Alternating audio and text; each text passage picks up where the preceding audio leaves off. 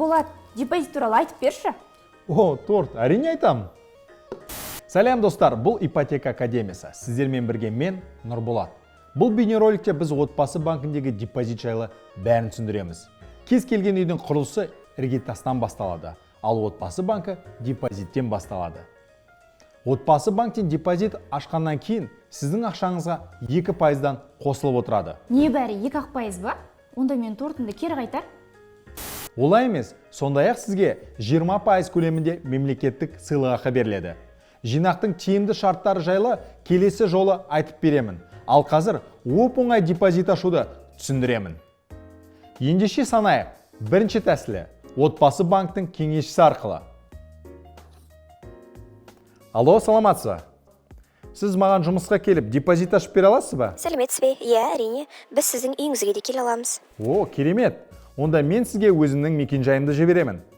Кеңесшілер сізге тиімді кез келген жерге және кез келген уақытта келе алады. Сондай-ақ онлайн кеңес ала аласыздар. Кеңесшілердің тізімін төменде жазылған бұл видеоның мазмұнынан көре аласыздар. Екінші жолы банкке онлайн хабарласып, банк операторына видео қоңырау шалу арқылы ашуға болады. Банктың ресми сайтына кіріп, видео банк және депозит ашу батырмаларын басамыз. Артынша барлық жеке мәліметтерді толтырып, видео қоңырауды бастау дегенді басамыз. Одан кейін банк операторы аздаған минуттардың ішінде сізге депозит ашады.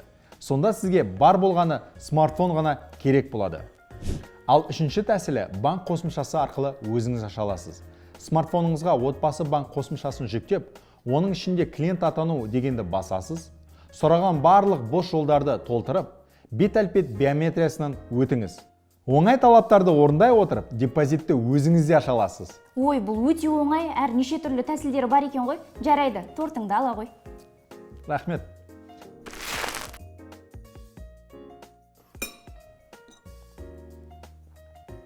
Егер біздің ақыл кеңесімізді пайдалы деп санасаңыздар, лайк басыңыздар. Біздің қызықты каналымызға жазылуды ұмытпаңыздар.